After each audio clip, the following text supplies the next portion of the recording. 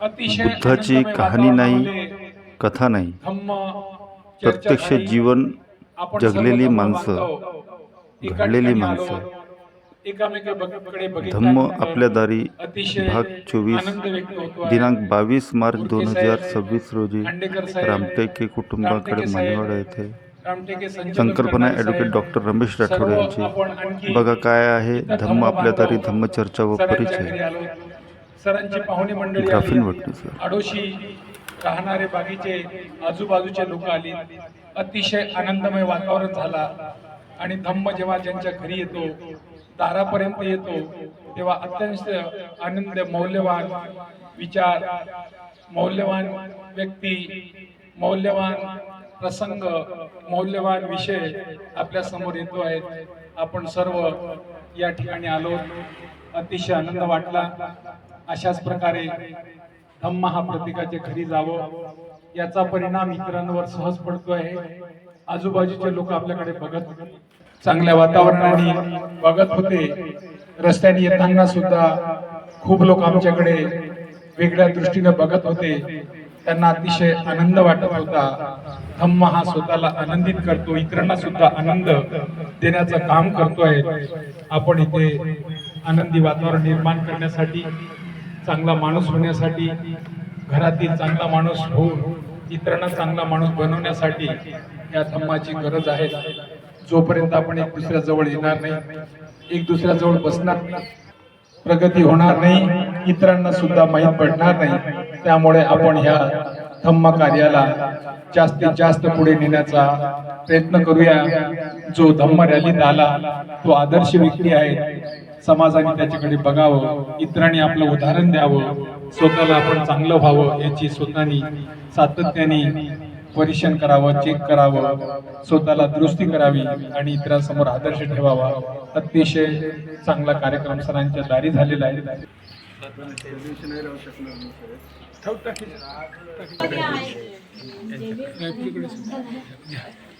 सरांना द्या. जय भीम. चला, जय भीम.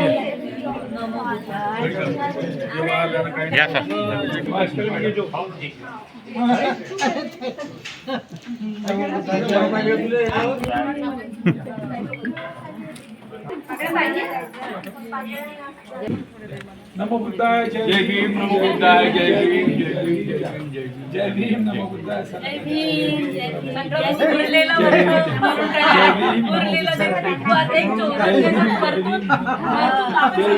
सर थैंक यू, मजा आया सर. जय भीम. नमो बुद्धाय, जय भीम. नमो बुद्धाय, जय भीम.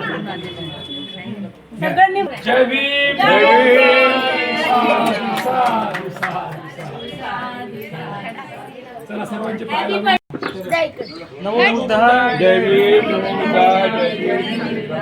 बुद्धाय, जय भीम. नमो बुद्धाय, जय भीम. सर इकडे पहा. नमो बुद्धाय. आता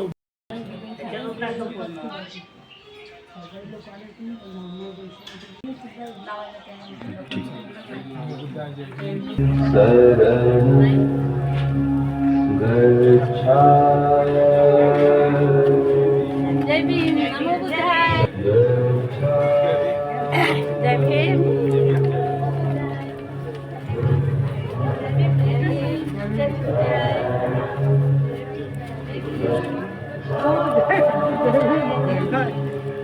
सब आप आ गए सर, बहुत बढ़िया, अच्छा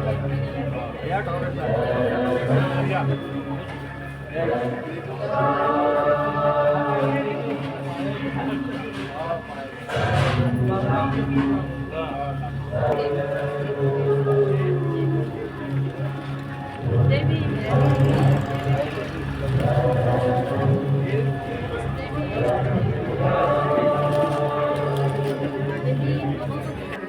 अतिशय आनंदाच्या वातावरणामध्ये येणाऱ्या सर्व धम्म बांधवांचा तहे दिलाने पुष्प अर्पित करत त्यांचा स्वागत केलेलं आहे. राठोड सरांनी भरपूर या धर्माच्या प्रसारासाठी काम केलं. बंजारामध्ये त्यांनी, बंजारा बोली भाषेमध्ये त्यांनी मंगलाष्टक पण तयार केलेले आहेत. त्यांनी बंजारा भाषेमध्ये स्पेशली धम्म पोहोचवण्याचं काम त्यांनी केलेलं आहे. ॲडव्होकेट रमेश राठोड सर करतायत. बाबासाहेब म्हणाले होते की धम्माचं जे काम करतील ते राष्ट्रसेवेचं काम ठरणार आहे. तर ते राष्ट्रसेवा या अर्थानं ते रमेश राठोड सर करतायत. प्रत्येकाने साधू साधू करायचं, टाळी नाही वाजवायची. रामटेके सरांच्या घरी आलेली आहे. आपण याला धम्म आपल्या दारी दिलेला आहे. धम्म हा माणसाला जीवन जगण्याचा मार्ग आहे. धम्म हा माणसाला जोडतोय. मी मागे सांगितलं, हातात फुल असेल, जोपर्यंत त्या फुलाला गुंफल्या जाती तोपर्यंत त्याला माळेमध्ये रूपांतर होत नाही. आणि माळेत रूपांतर झालं की ज्या व्यक्तीच्या अंगावरती माळ चढते ती माळ शोभून दिसतं. हे धम्माने आम्हाला जोडलेलं आहे. धम्म म्हणजे माणसाला जोडण्याचा एक शृंखला आहे. का बरं धम्माची गरज आहे? एक दुसऱ्याशी बोलावं लागतं. बोलताना तुमची वाणी कशी असावी बुद्ध सांगतो. तुमच्या वाणीतला दोष एकमेकाकडे बघावं लागतं. तुमच्या डोळ्यातला दोष एकमेकाशी बोलावं लागतं. बोलण्याचा दोष म्हणजे माणसाने माणसाशी वागताना कसं वागलं पाहिजे तू वागण्याचं तंत्र सांगणे म्हणजे धम्म जगणे. ज्याला ते तंत्र जमलं तो धम्म जीवन जगतोय. म्हणून त्यांनी म्हटलं की तुझ्या जीवनाचा कर्ता तूच आहे. तुझाच कल्याण तुलाच करायचंय. जसं जसं पेरशील तसं तसं उगवेल. हे उगवण्याची धम्मामध्ये कुवत आहे. जो जो समाज, जो जो परिवार, जो जो व्यक्ती त्या धम्माच्या मार्गावर त्याचा परिवर्तन झालेला आहे.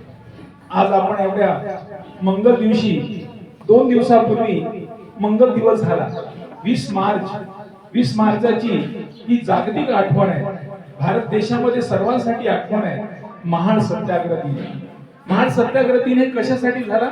कारण तो पाण्यासाठी झाला. म्हणजे पाण्यासाठी सुद्धा संघर्ष होऊ शकतो. पाण्यासाठी सुद्धा मोठा एक व्यक्ती घरातून बाहेर पडू शकतो. आणि हा जो समाजामध्ये, कुटुंबामध्ये, देशांमध्ये जे काही चाललेलं युद्ध आहे त्याला तो थांबवण्याचं कारण पण सांगतो आहे. हे असं का घडतं? म्हणजे तथागत बुद्ध घरातून बाहेर पडण्यामागचं कारण काय? रोहिणी नदीचं पाणी. म्हणजे पाण्याने संघर्ष निर्माण होतं. म्हणजे पाणी हा झगडा लावू शकतो, पाणी आग विझवू शकतो, परंतु दुसरा महामानव पाण्यामध्ये सुद्धा आग पेटवू शकतो आणि आग पेटवून सर्वांपर्यंत ज्योत नेऊ शकतो. असा महामानव आपल्या सोबतीला आहे. म्हणजे ही पाणी किती महत्वाचं आहे हे बाबासाहेबांनी या महाडच्या 14 तळ्यामध्ये सांगितलं. का बरं अशी घटना का घडल्या गेली? कारण महाराष्ट्र सत्तावेळेचे जो सरकार होता त्या सरकारने 1923 मध्ये एक कायदा तयार केला. तो कायदा असा होता की जी सार्वजनिक संपत्ती आहे, जी सार्वजनिक गोष्टी, ती सार्वजनिक सर्व लोकांनी वापरायची. कोणावर कोणाची बंदी नाही. परंतु ते महाडच्या महानगरपालिकेने काय केलं? तिच्या सनातनी लोकांनी इथचं पाणी घ्यायचं आणि पाणी घेतलं त्या पाण्याला 20 रुपये 40 रुपये लिटर प्रमाणे पाणी दिल्या जाईल. त्यामुळे त्या समाजवादी सनातन्यांनी जे काही त्यामध्ये ब्राह्मणीवादाचे ते लोक होते ते पाणी विकल्या जात होतं. ही गोष्ट म्हणजे 1923 ला केल्यानंतर 1924 मध्ये त्यांनी अशा प्रकारचा ठराव पास केला आणि त्यावर बाबासाहेबांनी म्हणाले की कुत्र्या मांजराला पिण्यासाठी पाणी मोकळं आहे आणि ते पाणी माणसासाठी विकल्या जाते. आमच्या प्रतिष्ठेचा प्रश्न आहे. आम्ही सुद्धा माणसं आहोत. कारण बाबासाहेबांच्या जीवनामध्ये तुम्हाला प्रसंग माहित असेल. वर्गात शिकत असताना सुद्धा पाण्यासाठी ताटकळत बसावं लागतं. जोपर्यंत चपराशी येत नव्हता तोपर्यंत पाणी पिता येत नव्हतं. म्हणजे पाणी किती महत्वाचं. बाबासाहेब एकदा एक प्रवास करत होते. प्रवासातला मोठा प्रसंग आपल्या सर्वांना माहित आहे. बाबासाहेब पुण्याहून जात असताना एका ठिकाणी बाबासाहेबांना प्रसंग त्यांच्या जीवनात घडला. बाबासाहेबांना पाण्याची ताण लागली. ड्रायव्हर तो हॉटेलमध्ये गेला. हॉटेलमध्ये गेल्यानंतर हॉटेलवाल्याकडून तो पाणी घेत असताना त्याला पाणी कोण घेणारा दिसला आणि त्याने वाटले पाणी कोणासाठी घेता? तर तो म्हणते मी बाबासाहेबांसाठी घेतो, आंबेडकरांसाठी घेतो. त्यामुळे त्याने पाणी परत टाकायला आणि तो पाणी नसताना बाबासाहेब तशीच बाहेर गेल्यामुळे तिथे सोनबा येवले नावाचा व्यक्ती बसून पाण्याचं मडकं ठेवून बसला की माझा बाबा इथून गेला, माझा बाबा तांदेला गेला, माझा बाबा कधी आणि तांदेला जाऊ नये.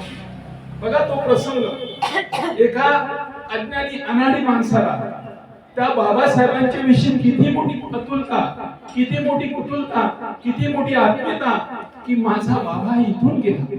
ज्या बाबाने आम्हाला जगण्याचं दार दिलं, ज्या बाबाने माणसासारखं माणूस होण्याचा आम्हाला मार्ग दिला, तो बाबा इथून ताणलेला गेला.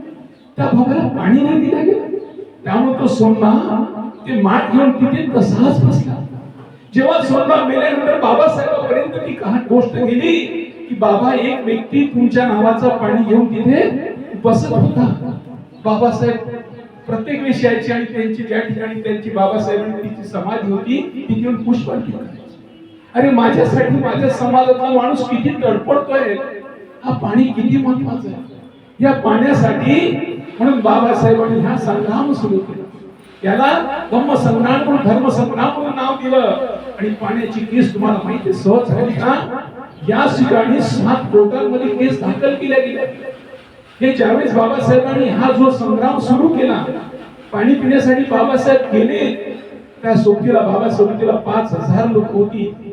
आणि 5000 लोकांनी जेव्हा हा पाणी पिल्यानंतर तिथे बसले कार्यक्रम केल्यानंतर सनातनी लोकांनी त्यांच्या जीवनामध्ये सर्व अंगणांमध्ये सर्व माती गोटी टाकल्या गेलं. म्हणजे किती संघर्षानंतर हा गोष्टी घडण्यात आली. म्हणजे या समाजांमध्ये, या धर्म व्यवस्थेमध्ये, या जात व्यवस्थेमध्ये एवढी धर्म व्यवस्था आणि एवढी शृंखला पंखला केल्या गेली की या प्रत्येक गोष्टीवर आमचा अधिकार हक्क आहे. आणि अधिकार हक्क आम्हाला कधीच कोणत्याही माणसाने देण्यासाठी प्रयत्न केला नाही. या देशामध्ये कितीतरी मोठमोठी नेते होऊन गेली, कितीतरी संत होऊन गेली, कितीतरी देवदेवता होऊन गेली, किती पूजा पाठ करत गेलो, पण कोणी आमची समस्या मिटवली नाही. पुढे कवी का म्हणतो, किती संत यायले किती संत जायले, कोणी आमच्या नवसाला नाही पावला. किती देवी आली किती देवता आलं, कोणी आमच्या नवसाला नाही पावला, उपासाला नाही पावलं, पूजा पाठाला नाही पावलं. एक भीम जन्माला माती गोट्याला पेन लावला, कोटी कोटी कर्माची बळी उजळली भीमा तुझ्या जन्मामुळे.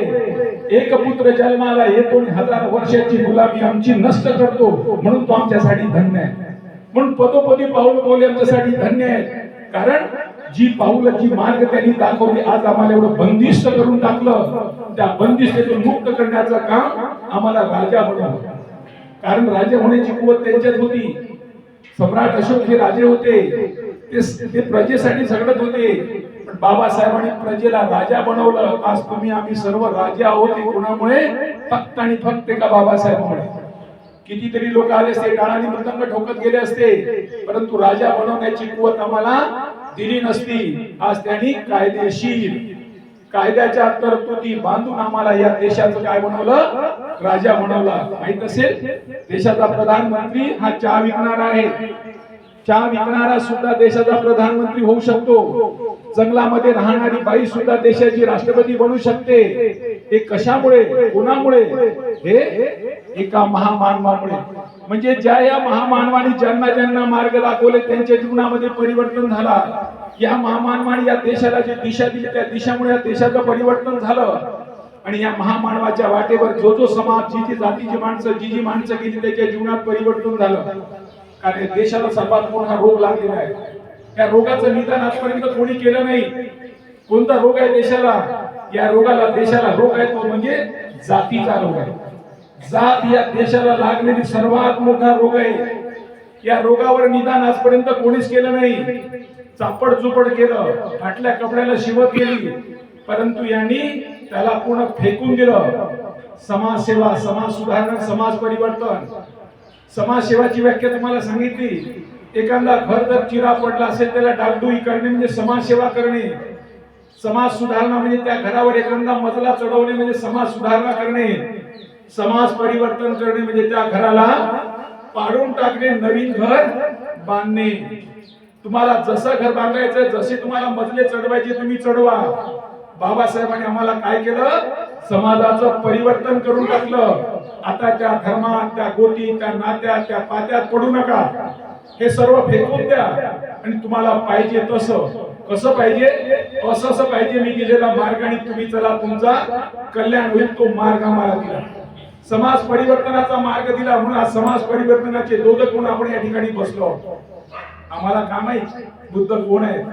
बुद्धाला मी ओळखत नाही, कबीराला ओळखत नाही, ज्योतिबाला ओळखत नाही. त्यांनी आम्हाला ओळख करून दिली की हे या देशांमध्ये एक बुद्ध नावाचा व्यक्ती होऊन गेला, या देशांमध्ये कबीर नावाचा व्यक्ती होऊन गेला, या देशांमध्ये महात्मा ज्योतिबा फुले नावाचा व्यक्ती होऊन गेला. या व्यक्तीनं तुमच्यासाठी हे केलं म्हणून आपण त्यांना मानतोय. बुद्धाला आमच्यापर्यंत बुद्ध माहित नव्हता, पण बुद्धाचा मार्ग त्यांनी स्वतः स्वीकारला आणि आचरणात सांगितलं की तुम्हाला तुमच्या जीवनात परिवर्तन करायचं असेल तर ही दिशेने जा. बाबासाहेबांनी 14 ऑक्टोबर 1956 आपल्याला काय दिली? दीक्षा दिली, म्हणजे दिशा दिली. काय दिशा दिली? की बाबा ह्या मार्गाने जा, तुमचं कल्याण होईल. जायचं कोणाला? तुम्हाला. मी मार्ग दिला, जो मार्गाने जो माणूस जाईल त्याच्या जीवनामध्ये परिवर्तन होईल हे मला खात्री आहे. म्हणून बाबासाहेबांच्या मार्गावर जो जो व्यक्ती गेली त्यांचा त्याच्यामध्ये परिवर्तन झालेलं आहे. आज आम्ही बघतो आहोत 14 ऑक्टोबर 1956 पूर्वी आम्ही काय होतो आणि 14 ऑक्टोबर 1956 नंतर काय झालं. कारण 14 ऑक्टोबर 1956 पूर्वी आमची सर्व आशा होती की तो कोणतरी शक्ती आहे, ती शक्ती कोणत्या तरी देवळात आहे, कोणत्या तरी मंदिरात आहे, कुठेतरी गुपित बसलेली आहे, तीच मदत करते. तिच्यावर विश्वास ठेवा, त्याचा उपास करा, तपास करा, कर्म करा, कांड करा, ही पूजा करा, ती पूजा करा, हे बकर कापा, ते बकर कापा. ती आज नाही तर उद्या तुम्हाला पावेल. पण बाबासाहेबांनी सांगितलं की अशी कोणतीही शक्ती नाहीये, तुमचा कल्याण तुम्हालाच करायचंय. म्हणून आपण आले ते काय म्हणालो? बुद्धम शरणम गच्छामी, धम्मम शरणम गच्छामी, संघम शरणम गच्छामी. बुद्धम शरणम गच्छामी म्हणजे काय? अरे बाबा अशा तुझ्या बुद्धीला विकसित कर, अशी विकसित कर, असा विकसित कर की तुझ्या बुद्धीकडे सर्वांनी पाहत राहावं, तुझ्या बुद्धीचे चौकडे व्हावा की व्हावं, तुझ्या बुद्धीचा हेतू प्रथम कल्याण, मध्यम कल्याण, अंतिम कल्याण व्हावं. तुझी बुद्धी कशी असली पाहिजे? कल्याणी असली पाहिजे. त्या बुद्धीचा हेतू प्रथमी कल्याण, मध्यमी कल्याण, अंतिम कल्याण. तू झोपेत सुद्धा कल्याणीच विचार केला पाहिजे, जागताना सुद्धा कल्याणी असला पाहिजे. तू सर्वांचा कसा असला पाहिजे? कल्याणी मित्र असला पाहिजे. तुला कल्याणी मित्र होण्याचा मार्ग कोणी दिला? बाबासाहेबांनी सांगितला, बुद्धाचा मार्ग. मग आपल्याला कळायला लागले की बुद्धीचा विकास केल्यानंतर काय होतं. बुद्धीचा विकास केल्यानंतर जीवन जगण्याचा मार्ग कळतो. बुद्धीचा विकास झाल्यास स्वतःचे कर्तव्य आणि जबाबदारी कळतं. बुद्धीचा विकास झाल्यास स्वतःला कळतं मी माणूस आहे, माझी ही जबाबदारी आहे, मी हे केलं पाहिजे. कारण आपल्याला आत्मभान नव्हतं, आत्मसन्मान नव्हतं, सामाजिक प्रतिष्ठा नव्हती. जे भेटलं ते खा, जसं आहे तसं राहा. कारण देवाची करणी नादात पाणी, हे सर्व देवाने दिलं. पण या महामानवाने सांगितलं देववाद नाही. कोणतेही देव तुमचं कल्याण करणार नाही. तुमचं कल्याण कोण करेल? तुमचं कल्याण तुम्हीच करणार आहात. त्यासाठी तुम्हाला तुमची बुद्धी विकसित झाली पाहिजे. म्हणून ज्योतिबाकडे त्यांनी सांगितलं, ज्योतिबाकडे पहा का म्हणाला? विद्येविना मती गेली, मती विना नीती गेली, नीती विना गती गेली, गती विना वित्त गेलं. एवढे सर्व अनर्थ एका अविद्येने केलं. न शिकल्यामुळे आपण काय हाल झाले आपल्याला सांगितलं. शिक्षण सुद्धा हा उधारी शस्त्र आहे. शिक्षण हा सुद्धा विषारी आहे. त्यामधलं कोणतं शिक्षण घ्यायचं त्यांनी सांगितलं. साहित्य कोणतं वाचावं, ज्या साहित्याने तुमचं कल्याण, तुमच्या समाजाचं कल्याण, येणाऱ्या पिढीचं कल्याण होईल. ब्राह्मणी साहित्य माणशी गुलामी टाकतं, माणसाचा व्यक्तिगत नाश करतो, कुटुंबाचा नाश करतो, समाजाचा नाश करतो, देशाचा नाश करतो. ते साहित्यापासून अलिप्त राहून तुम्हाला आपलं जीवन जगण्याचा मार्ग देणारा तो साहित्य वाचा. म्हणून बाबासाहेबांनी याच बरोबर आपल्याला 14 ऑक्टोबर 1956 एवढा मोठा धम्म माझ्या समाजाला केव्हा समजेल, केव्हा पाहिल, कारण माझा समाज अनाडी अज्ञानी आहे. या समाजाला साध्या सोप्या भाषेत काय कळेल? म्हणून 22 प्रतिज्ञा दिल्या. 22 प्रतिज्ञामध्ये 8 प्रतिज्ञा नकारला सांगितलं. बुद्धी तत्वा, बुद्धी विकासावर उतरवा. जे 8 प्रतिज्ञा जोपर्यंत आजपर्यंत आम्ही बाजा गाजा करून त्याची बाजा करत होतो, त्या दैववादाला आम्ही मानत होतो, त्या ईश्वराला मानत होतो, त्याची पूजा करत होतो, ते सर्व त्यांनी करायला लावलं, न करायला लावलं. म्हणजे 8 प्रतिज्ञा आम्हाला स्पष्ट न करायला लावलं. आणि 9 पासून तर 22 पर्यंत 14 प्रतिज्ञा स्वीकारला सांगितलं. 14 प्रतिज्ञा स्वीकारल्यानंतर काय झालं? मी समता स्थापन करेल. माझ्यामध्ये आधी मानवता माझ्यात यायला पाहिजे, आधी मी माणूस व्हायला पाहिजे. मी माणूस झाल्यानंतर इतरांना माणुसाची वागणूक देईन. मी माणूसच नाही तर इतरांना माणूस म्हणून कसा वागवणार? म्हणून 8वी प्रतिज्ञा, 9वी प्रतिज्ञा, 10वी प्रतिज्ञा, 11वी प्रतिज्ञा, 12वी प्रतिज्ञा, अष्टांगिक मार्ग, 10 पारमिता आणि पंचशील बाबासाहेबांनी 13 पासून तर 17 पर्यंत साध्या सोप्या भाषेत आपल्याला दिलं. म्हणजे बुद्धांचा मार्ग या या 22 प्रतिज्ञेमध्ये आपल्याला सुरुवातीपासून त्रिक्रम, पंचशील आणि त्यानंतर तुम्हाला 18वी प्रतिज्ञा काय सांगतं, मी प्रज्ञा, शील, करुणा, बुद्ध धम्माच्या 3 तत्वाची सांगड घालून माझं जीवन चालवेल. का म्हणतात प्रज्ञा, शील, करुणा. प्रज्ञा म्हणजे काय? प्रज्ञा आणि ज्ञानामध्ये फरक आहे. ज्ञान म्हणजे कुठून घेतलेली माहिती, प्रज्ञा म्हणजे उपजत आलेली माहिती. विहिरीतलं पाणी काढलं तरी पुन्हा विहिरीत पाणी येतं, पुन्हा विहिरीत पाणी येतं. याला म्हणतात प्रज्ञावंत. बाबासाहेब प्रज्ञावंत होती. तुमची प्रज्ञेची भूमिका असली पाहिजे. तुमच्या बुद्धीला विकसित करा आणि प्रज्ञावंताच्या रांगेत जा. आणि प्रज्ञावंत व्यक्ती नेहमी सतत इतरांचा कल्याणाचा काम करतोय. जो इतरांचा कल्याणाचा सतत काम करणारी ती प्रज्ञा असतं. म्हणून बुद्धांची प्रज्ञा, बाबासाहेबांना म्हणा की प्रज्ञाशील गुणा, किती शिकलेला असेल, किती डिग्री असेल, खूप एज्युकेशन असेल, राजूड खूप शिकलाय पण दारू पितोय, त्या शिक्षणाला अर्थ नाही. बोलतो कसा, वागतो कसा, त्याला काही अर्थ नाही. बोले पैसा चाले त्याची वंदावी पाऊले, पण त्याला शील असलं पाहिजे. एकदा काय झालं, तथागत बुद्धाकडे एक माणूस आला. तो माणूस काय म्हणतो की त्याच्या घरात काही जबड भांडणच व्हायचं. घरात गेलो की बायको पोराशी पटायचंच नाही. बायको अंगावर येते, पोट अंगावर येते, काय करावं काही सुचतच नाही. तथागताला म्हणा, तथागत मी घरात गेलो तर माझ्या बायको पोराशी पटतच नाही, घरात झगडेच होतात, त्यांच्यासोबत मला बसावंही वाटत नाही. काय करतो तथागत? तिथून उठतो. उठल्यानंतर चला जाऊन मित्रमंडळीत जाऊन बसावं. मी मित्रमंडळीत जाऊन बसतो. मित्रमंडळीत एवढे टिंगल करतात, तथागत तिथेही बसा वाटत नाही. आता सांगा तथागत मी जाऊ कोणाकडे? तेव्हा तथागत कोणाकडे बोट दाखवतात? आपल्याकडे. कोणाकडे बोट दाखवतात? आपल्याकडे. कारण आपण आल्या आल्या त्रिशरण पंचशील घेतो. कारण आपण नेहमी कोणते कार्यक्रम असतात त्रिशरण पंचशील घेतोय. कोणते कार्यक्रम असू द्या, घरातून बाहेर चाललो असेल, गाडी घेतली असेल, लग्न असेल, माहिती असेल, तर काय करतो आपण? त्रिशरण पंचशील करतोय. का बरं त्रिशरण पंचशील घेतोय? आणि शिलाचं बळ वाढावं. शिलो संपन्नो नारो सुपटिपन्नो वती बको. तुम्ही शिलवार एवढे शिलानी बलिष्ठ व्हा, एवढे बलिष्ठ व्हा, तुमच्या शिलांवर हवा, धूळ, वारा कोणाचाही प्रभाव पडणार नाही. एवढे शिलवान मजबूत होण्यासाठी दररोज आपण आल्याबरोबर त्रिशरण पंचशील, कुठे बसलो त्रिशरण पंचशील, जात असलो त्रिशरण पंचशील, येत असलो त्रिशरण पंचशील. का बरं घेतो? कारण आपल्या शिलांचं बळ वाढावं. बुद्ध म्हणतो त्या शिलवान माणसाकडे जा. तो शिलवान माणूस म्हणजे बुद्ध माणूस आहे.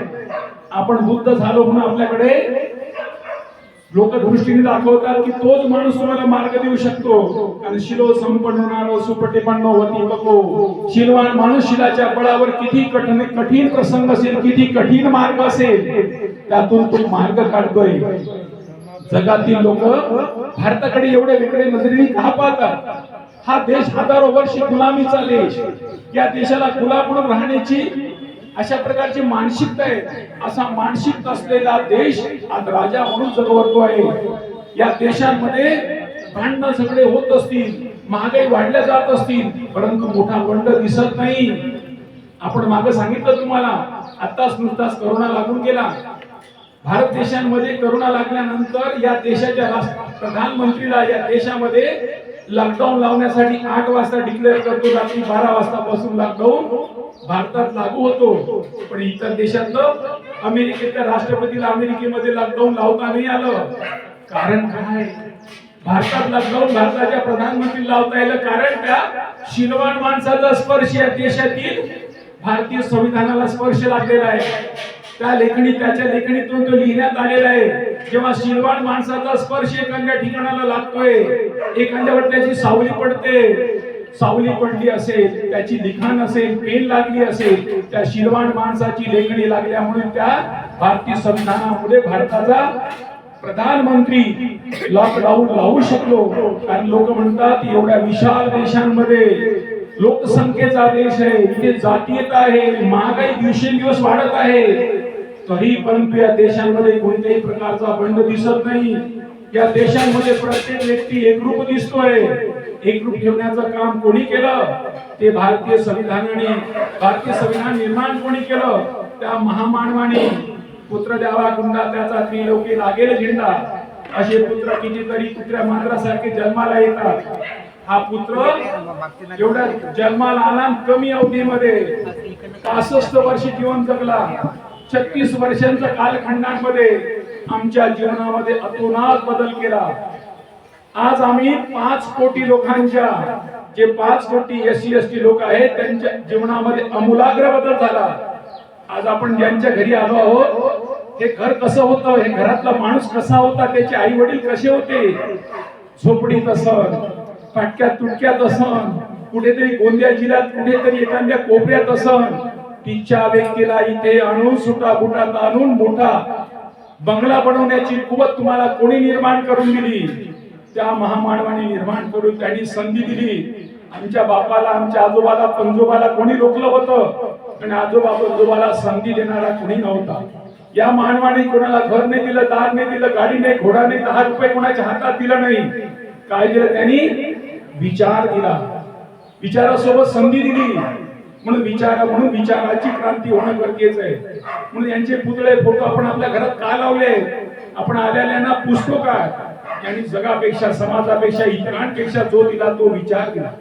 म्हणून नेहमी म्हणतात की ज्या विचारावर तुम्ही लक्ष केंद्रित केलं त्या विचारांचे शब्द बनतात. शब्दावर लक्ष केंद्रित केलं ते शब्द तुमच्या कृतीत उतरतात. आणि कृतीवर लक्ष ठेवलं तुम्हाला सवयी लागतात. आणि सवयीवर तुम्ही लक्ष ठेवलं तुमचं भविष्य घडतं. म्हणून बोले कैसा चाले त्याची बंदावी पाहुले. म्हणून ह्या विचारांची क्रांती झाली. पण आज आपण विचाराले दोलक आहोत. हे सर्व विचारांचे प्रतीक आहोत. या विचारांचे पाईक आहोत. विचार दाखवण्याचे आपण सर्व त्यांचे दाखवणारे हे विचारांचे परिवर्तित झालेले व्यक्ती आहे. म्हणून ज्या ज्या व्यक्तीने या विचाराला स्वीकारलं त्यांच्या जीवनामध्ये परिवर्तन झालं. म्हणून आपल्याला आमच्या जीवन जगण्यासाठी बुद्धाला नेहमी स्वीकारणे गरजेचं आहे. बुद्धाने म्हटलं नाही की माझ्या नावाचा वाहवाकी करा. मला कधी सिद्धार्थ शुद्धोधन गौतम स्वतः बोललाच नाही.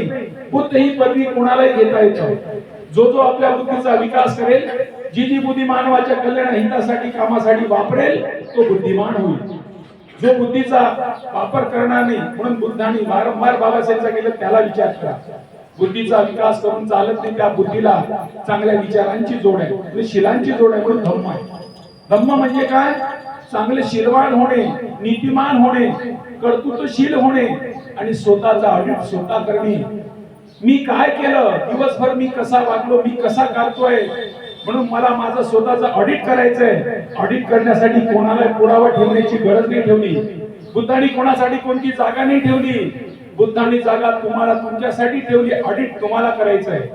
अतदीप भव, स्वतःचा दिवा स्वतः हो.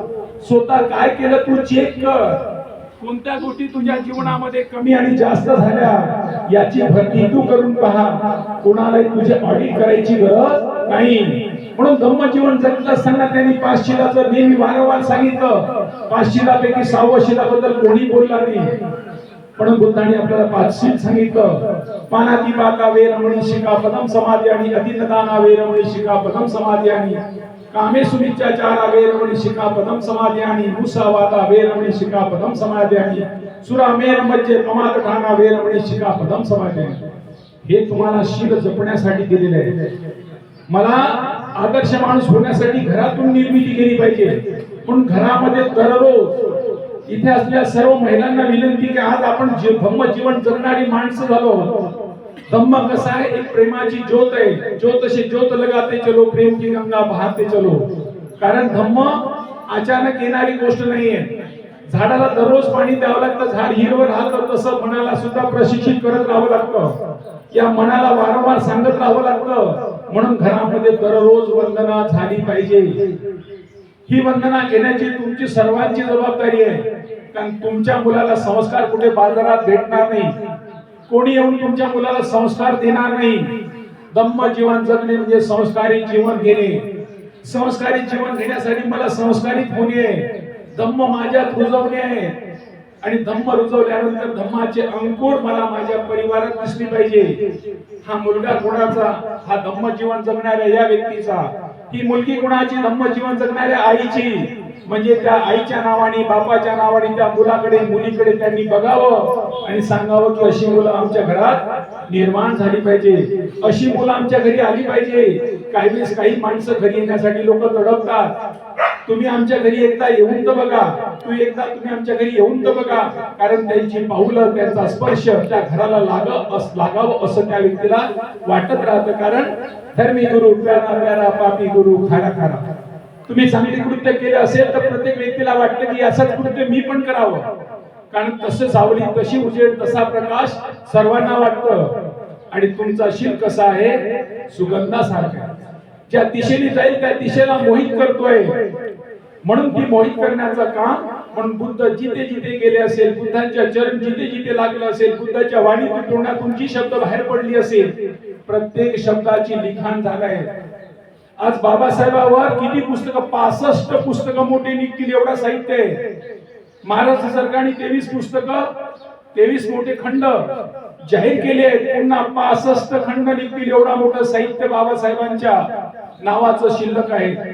एका व्यक्तीच्या नावाने एवढं साहित्य निर्माण होऊ शकतं, एवढ्या कमी कालावधीमध्ये एवढं काम करू शकतं. हो, करू शकतं. हे आपल्या समोर आदर्श आहे. एखादी कहाणी कथा नाही, बुद्धांची कहाणी नाही, कथा नाही. हे प्रत्यक्ष जीवन घडलेली माणसं, प्रत्यक्ष जीवन जगलेली माणसं, आणि आपल्या समोर आपल्या आईच्या पोटी जन्माला आले आपल्यासारखीच मृत्यू पावलेली माणसं आपल्या समोर आहेत. कोणतीही प्रकारची कहाणी कथा नाही. आपण सारे पाहतोय. म्हणून बाबासाहेबांनी 22 प्रतिज्ञेमध्ये 8 प्रतिज्ञा नकाराला सांगितलं, हे सर्व कहाणी कथा आहे, भागड कथा आहे, ती आपल्या डोक्यावर रुजवलेली आहे. म्हणून बुद्धीला चिकित्सा करून तुमच्या बुद्धीचा विकास करून तुम्हाला चेक करायचंय, हे सांगितलेली गोष्ट खरी आहे की खोटी आहे. बुद्धांनी सांगितलं, मी जे सांगितलेलं आहे ते खरं आहे खोटं तुम्ही चेक करा.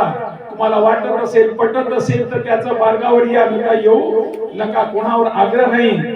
बाबासाहेबांचं साहित्य कसं आहे, तोडक मोडक मंडळांमध्ये जेव्हा बाबासाहेबांचं लिखाणावर त्यांनी जातीवर जेव्हा बाबासाहेबांनी लिहिलं जातविरहित समाज निर्माण करण्यासाठी, तेव्हा त्यांनी म्हटलं यातले शब्द तुम्ही कमी जास्त करा, यातले काही पॅरेग्राफ कमी करा. बाबासाहेब म्हटले पॅरेग्राफ कमी होणार नाही. म्हणून त्यांनी म्हटलं की याच्यामध्ये किंतु परंतु करण्याचं नाही. म्हणून बाबासाहेबांचं जो साहित्य आहे, तो साहित्य आज कोणी त्याच्यामध्ये कुवत नाही, त्याला किंतु आणि परंतु करायचं, काना आणि मात्रा मिटवण्याची. अशा प्रकारचे साहित्य निर्माण करणारी, अशा प्रकारचे विचार देणारी ही महामानव आपल्या पाठीशी आहे. या महामानवाला जो जो व्यक्ती घेऊन गेला, म्हणतात की जो जो व्यक्ती या विचाराला घेऊन गेला त्याच्या जीवनामध्ये, त्या समाजामध्ये, त्या कुटुंबामध्ये परिवर्तन झालंय. म्हणून आमची तुमची जबाबदारी आहे की ह्या विचारांना आधी माझ्यात बुझवणे. बुद्ध होणे म्हणजे स्वार्थ होणे, बुद्ध होणे तुमचा स्वार्थ साधणे. कारण तुम्ही स्वार्थी माणसं होता, कारण तुम्ही बायकोला चांगला नवरा मिळता, आईला चांगला मुलगा मिळता, पोराला चांगला बाप मिळता, भावाला चांगला भाऊ मिळते. तुमचा व्यक्तिगत स्वार्थ आहे, कारण तुम्ही चांगले भाऊ झाला.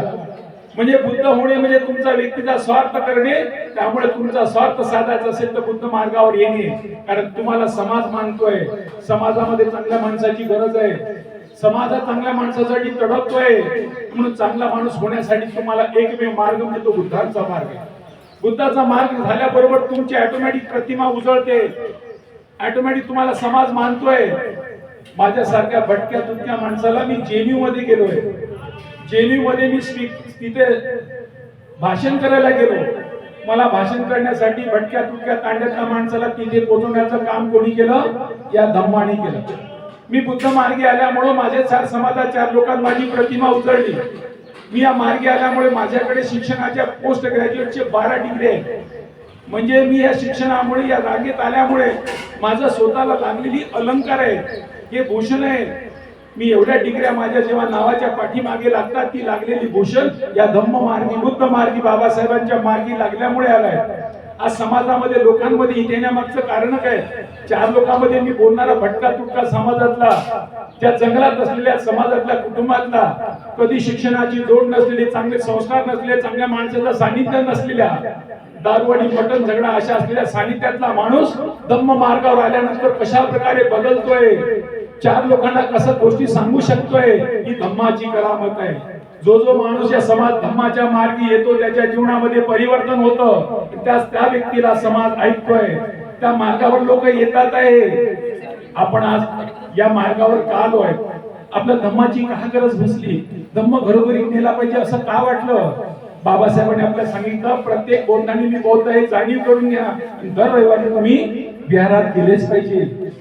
विहारात दर रविवारी तुम्ही गेले पाहिजे, कारण विहार हे तृष्णामुक्तीचं केंद्र आहे, विहार हे संस्काराचं केंद्र आहे, विहार हे तृष्णामुक्ती मानव मुक्तीचा केंद्र आहे, ज्याच्यामध्ये आपल्याला दोषी पीडित असेल त्यातून मुक्त करून समाज कल्याणासाठी जनकल्याणासाठी भावना निर्माण करणारा जो आहे तो विहार आहे. पण आपण विहारात जातच नाही.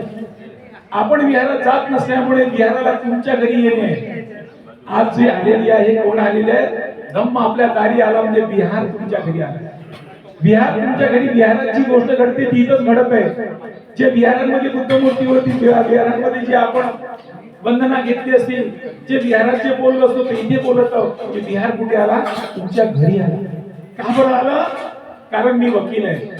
मी वकील असल्यामुळे काय झालं, काही लोक माझ्याकडे काही कामासाठी येतात. आपल्या काही महिला आल्या, त्यांना त्यांच्या संस्थेचं रजिस्ट्रेशन पाहिजे होतं, त्या विहारात काम करतात. विहारात काम करणाऱ्या विहाराचे रजिस्ट्रेशन करण्यासाठी महिला मंडळ स्थापन करायचं होतं. त्या महिला मंडळ स्थापन करण्यासाठी महिला माझ्याकडे आल्या आणि म्हणाले काका रेखा तू काल आली नव्हती, कुठे गेली. तर सर म्हणे मी कोराडीला गेली होती. अरे ही रेखाच्या याच्यामध्ये आहे, म्हणजे बुद्ध कमिटीमध्ये आहे, विहार कमिटीमध्ये आहे, तिथं बुद्ध विहार महिला कमिटीमध्ये काम करते. ती म्हणते की मी कुठे गेली होती. केवढा मोठा प्रश्न आहे. कथनी आणि करणी फरक करायचा आपल्याला असं नाही करायचं. तुमची करणी कथनी असेल, बाबाला प्रबुद्ध भारत बनवायचं आहे. आपण प्रबुद्ध भारतांची अशा अपेक्षा करतो आहे, तर तशा प्रकारची जी म्हणजे करणी आणि कथनीमध्ये फरक आहे ना. जर असे आपण डुप्लिकेट बुद्ध राहू तर लोक आपल्याकडे येणारच नाही. आपल्याला प्रबुद्ध भारत बनवायचं आहे. आपल्याकडे बघितल्यानंतर पाहायला पाहिजे की घर आहे, घरासारखं नाही तर नुसत्या भीती, ते आहे प्रेमज्वाळा नाही तर नुसती नाती. आता आमची ताई किती छान बोलल्या, यांना धम्म वाचावं लागतं, धम्म समृद्धीत राहावं लागतं. धम्म काही जाती पिढीने येत नाही. महाराजचं पोरगं महार होणं सोपं होतं, हिंदू धर्मात आहे. पण बुद्धाचं पोरगं बुद्ध होत नाही, कारण डॉक्टरचं पोरगं डॉक्टरची डिग्री घ्यावं लागतं. बुद्ध ही डिग्री आहे, बुद्ध ही पदवी आहे, सहज कोणाला भेटत नाही. काही काही आपले सांगते आम्ही जन्मापासून जाऊ म्हणते. सांगा त्याला बाबासाहेब एखादं पुस्तकाचं नाव सांग, काय सांगायला लागते. बाबासाहेब एक म्हणे व्यक्ती म्हणा भेटला, बाबासाहेब मी पूर्ण जाणतो म्हणे. मग बाबासाहेबांनी 22 प्रतिज्ञा माहिती आहे, माहिती आहे म्हणे. सांग वर पहिली प्रतिज्ञा काय सांगायला लागते म्हणे. आम्हाला सर्वच माहिती आहे. म्हणजे ही तुम्ही अशी चुका अशा आपण वारंवार करत राहू. आपल्या चुकावर आपण जर पांघरण टाकत राहू तर कोण दुरुस्त करणार आहे. मला आल्या पाहिजे 22 प्रतिज्ञा पूर्ण. 22चा अर्थ मला समजला पाहिजे, कारण तुम्ही बुद्धिमान माणसं आहे. विद्वान आणि बुद्धिमानामध्ये अर्थ सांगितला. बुद्धिमान माणूस बुद्धीचा वापर करतो स्वतःच्या इतरांच्या कल्याणासाठी. गाडीत पेट्रोल असेल तर गाडी चालत, गाडीत पेट्रोल नसेल तर चालेल का. तुमची बुद्धी विकसित करण्याचं काम तुमचं आहे. म्हणून आपल्या लोकांपर्यंत आपण गेलो पाहिजे. आधी आपल्याला सुधरवायचं आहे.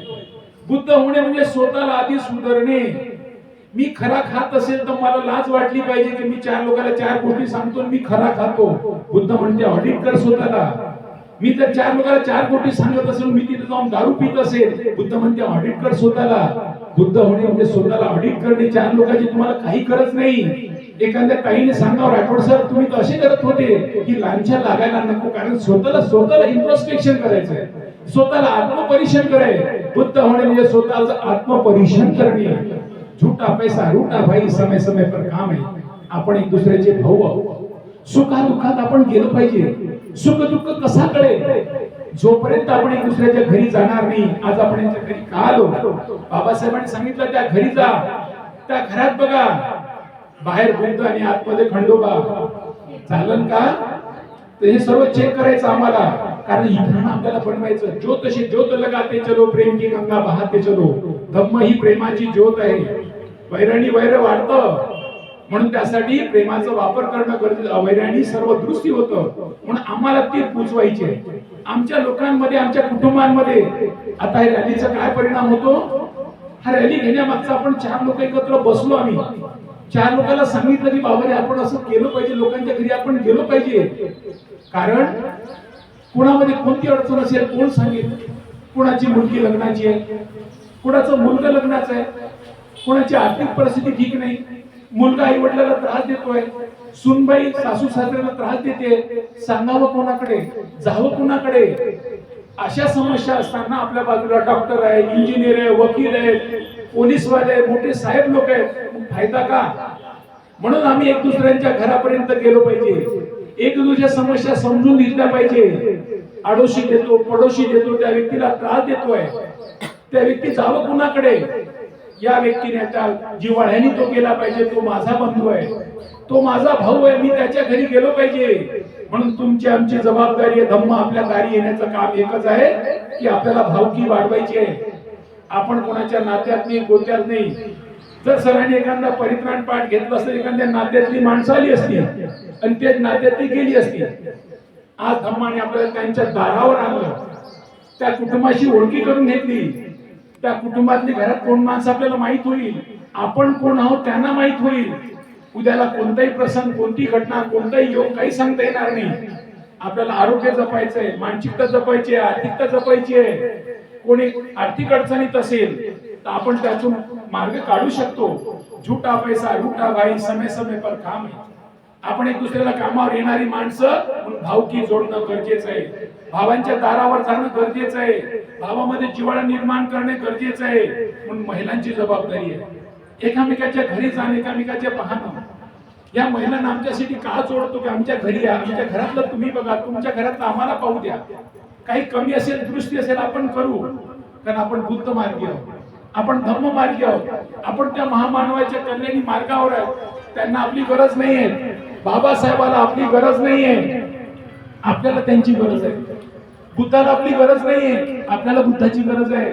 म्हणजे आपल्याला ह्या महामानवाची गरज आहे. पण आपली जबाबदारी वारंवार त्यांना आठवण करणे, वारंवार त्या विचाराला पुढे नेणे. त्या विचारामुळे माझा कल्याण, माझ्या परिवाराचा, माझ्या समाजाचा कल्याण होईल हे मला जाणीव करून घेणे, ही जबाबदारी आपल्याला आहे. म्हणून आपल्याला धम्म प्रत्येकाच्या घरी नेणं गरजेचं आहे, एकमेकाशी जोडणं गरजेचं आहे. आता आपण जेवढे लोक आलो, पुन्हा एकपासून संख्या आपली वाढली पाहिजे. एक एक माणसाला आपण जोडलं पाहिजे. मी नाही गेलो तर काय फरक पडेल? लक्षात ठेवा, एक गुणशे घडा कम नाही होता, एक गुणशे घडा भरताय. एक एक गुणची गरज असते, त्यामुळे सर्वांची जबाबदारी आहे. 2 तास धम्मासाठी तुम्हाला द्यायचं आहे. 8:30ला येणे आणि 10:30ला संपवणे. आपण नेहमी ठरवलेलं आहे की धम्माला 2 तास द्या. धम्म हा निसर्ग आहे. ज्या बाबासाहेब ते निसर्ग आहे, तुम्हाला बिमारीतून मुक्त करतं, आर्थिकतेतून मुक्त करतं, मानसिक रोगातून मुक्त करतं. फक्त त्याला प्रेम, त्याला आपण जिव्हाळ्याने घ्या, त्याला आत्मीयतेने घ्या, त्याला आपल्या मनातून स्वीकारा. हे बुद्धाचं काम मी नाही करणार, बाबासाहेबाचं मी नाही करणार, तर कोण करणार? एवढी लक्षात ठेवा. त्या मार्गाने निघा, म्हणजे ऑटोमॅटिक तुम्हाला दिशा देतील, मार्ग देतील. तुमचा कल्याण 100% कल्याण आहे, कारण आपल्यामध्ये कल्याण झालेलं आहे. कारण बाबासाहेब पूर्वी आपण टाळ मृदंग ठोकत होतो, देवाला जात होतो. काही काही बाया, काही काही माणसं मानत असून देवाला, ते लक्षात ठेवा. देव तुमचा कधीच भला करणार नाही. या जन्मात नाही, कोणत्या जन्मात भला करणार नाही. कारण देव नावाची कल्पनाच नाही आहे. देव नावाची चुकीची कल्पना आहे, ती आपल्या डोक्यात रुजवलेली आहे. तुमचा भला तुम्हालाच करायचा आहे. म्हणून एक कवी का म्हणत होतो, शेवटी सांगतो, पूर्वीचे महाराजचे बोध ते मानत होती देवा, तेव्हा ते मानत होती, तेव्हा ते देव मानत होते ना, तेव्हा ते चारत होती ढोरं. पूर्वीचे महाराजचे बोध ते मानत होती, तेव्हा ते चारत होती ढोरं. त्यांनी नाकारला तेव्हा त्यांच्याकडे डॉक्टर, इंजिनियर, मोठे मोठे ऑफिसर. आज एवढा मोठा बदल कशामुळे झाला? हे देव तुम्ही नाकारल्यामुळे.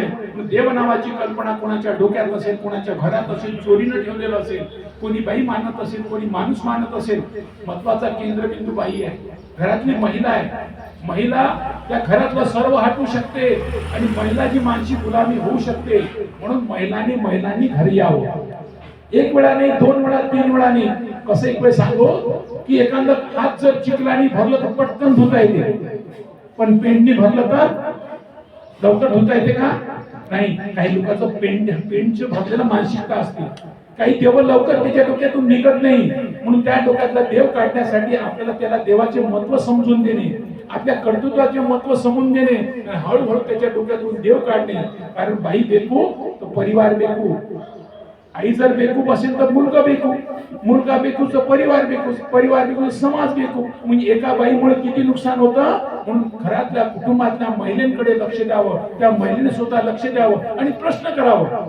तुमच्या डोक्यात काही शंका असेल कोणत्या देवाबद्दल, कर्माबद्दल, कशाबद्दल, बाबासाहेबांबद्दल, बुद्धाबद्दल प्रश्न विचारावं, त्या प्रश्नाचं निराकरण करून घ्यावं आणि आपल्या मनाला सांगावं की हे म्हणतात ते बरोबर आहे, हे तर्कसंगत बुद्धिसंगत सांगत आहे ते बरोबर आहे. बुद्धाने तेच म्हटलं, मी म्हणतो म्हणून तुम्ही ऐकू नका, मी सांगतो म्हणून करू नका. तुमच्या तर्कसंगत बुद्धिसंगत तत्वावर उतरत असेल, सर्व पटत असेल तर पुढचे पाऊल टाका, नाही तर पाऊल टाकू नका. असा मार्ग बुद्धाने आम्हाला दिलेला आहे.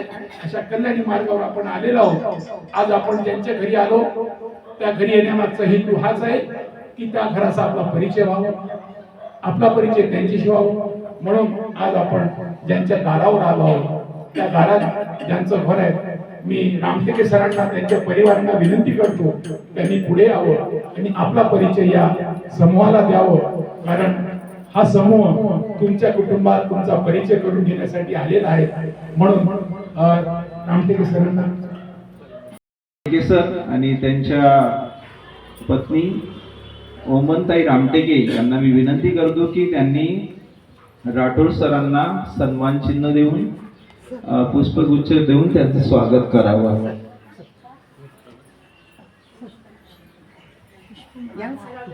पुष्पमाला देऊन स्वागत करावं.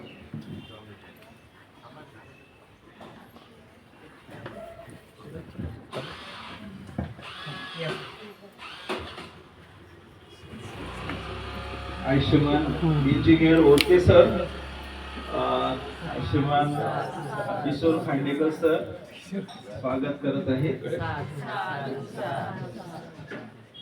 यानंतर मी विनंती करतो एम.एन. रामटेके सर आणि ओमनताई रामटेके सर, ओमनताई रामटेके मॅडम यांना विनंती करतो की त्यांनी राठोड सरांचं स्वागत करावं. आशाताई. यानंतर मी ओमनताई रामटेके यांना विनंती करतो की त्यांनी आशाताई राठोड यांना सन्मान चिन्ह देऊन त्यांचा सन्मान करावा, स्वागत करावा.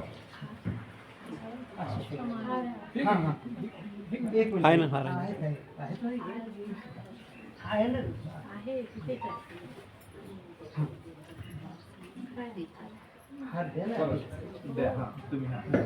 दोन नाही एकच.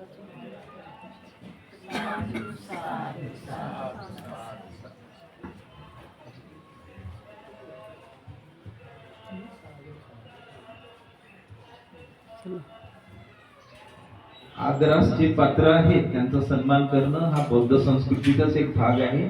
जे सन्माननीय आहेत त्यांचा सन्मान करणं. यानंतर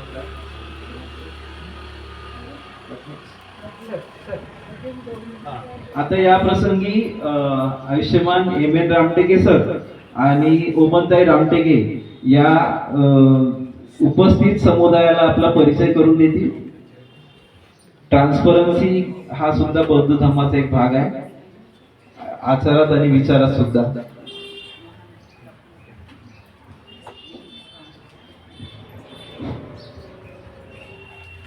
नमो बुद्धाय. जय भीम. मी retired railway engineer M N. Ramteke आहे.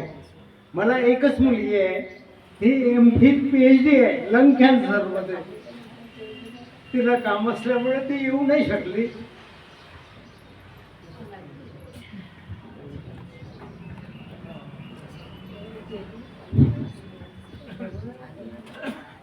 सर्व उपस्थितांचे स्वागत आहे.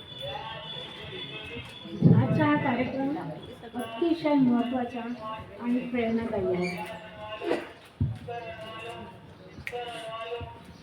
मला एक सांगावंसं वाटतं की रविवार हा दिवस आपण का निवडला, कारण आपण 7ही दिवस काम करत असतो आणि रविवार हा एकच दिवस आपल्याला मोकळं मिळतं म्हणा किंवा आपल्या सततच्या कामापासून वेगळा असा निश्चिंत असा दिवस आहे.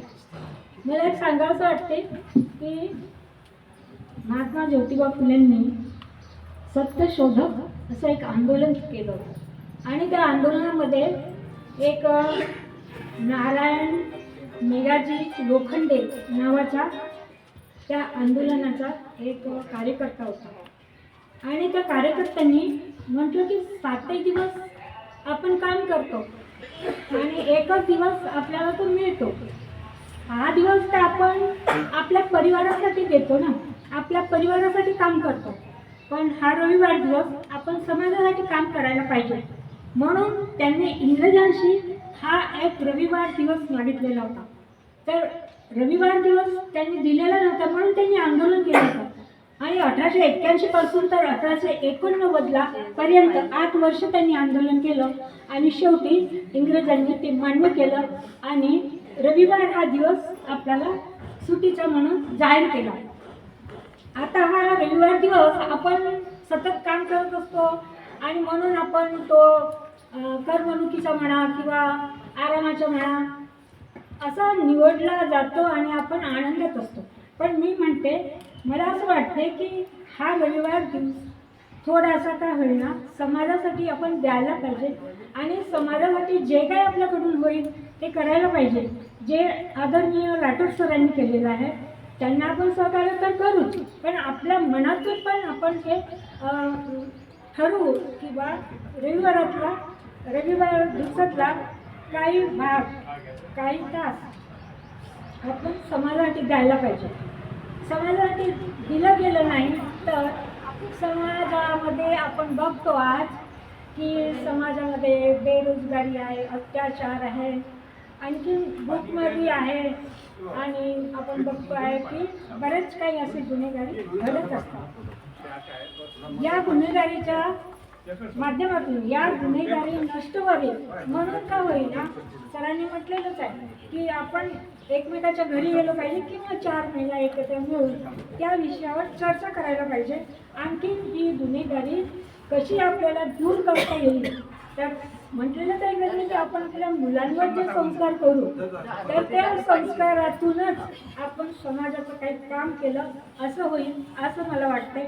म्हणून मला वाटते की हा रविवार दिवस सुट्टीचा आहे आणि तो कोणी सुट्टी आपल्याला प्रदान करून दिली हे आपण सुशिक्षितांना माहीतच असेल आणि काही लोकांना माहीत नाही. पण ते मला सांगू इच्छिते की ह्या एका व्यक्तीमुळे नारायण मेधाजी लोखंडे या व्यक्तीमुळे हा रविवार दिवस आपल्याला मिळालेला आहे सुट्टीचा आपल्या कामापासून मोकळा. तर त्यासाठी त्या दिवसातून काही वेळ आपण समाजासाठी द्यायला पाहिजे आणि हा उपक्रम आदरणीय सरांनी सुरू केलेला आहे आणि हा खूप अत्यंत महत्त्वाचा आणि आत्मीयतेचा आणि समाजाच्या उपयोगाचा आहे, आपल्या स्वतःच्या उपयोगाचा आहे. आपण म्हणतो की मग आपण एखादा व्यक्ती म्हणतो की मी जग जिंकेन, असं जेव्हा तो विचार करतो की मी जग जिंकेन, कोणावर राज्य करेन किंवा सगळे माझ्या मनाचं ऐकतील, पण मला वाटतं की त्यांनी आपलं मन आधी जिंकावं. आपलं मन जिंकायसाठी त्यांनी काय करायला पाहिजे, विचार करायला पाहिजे. बोलायच्या आधी विचार करायला पाहिजे. माझ्या मुलांनी कोणाचं मन ते नाही दिसणार, कोणाचं वाईट ते नाही, आणि सजगता असली पाहिजे. बोलायच्या आधी विचार करायला पाहिजे आणि नंतर ते बोलायला पाहिजे आणि तरच आपण आपलं मन जिंकू शकतो. आणि मी सर्वांचं पुन्हा एकदा स्वागत करते आणि आभार पण व्यक्त करते की आपण सगळ्यांनी इतका वेळ दिला आणि शांतपणे आपला धर्मदेश नाही पुढे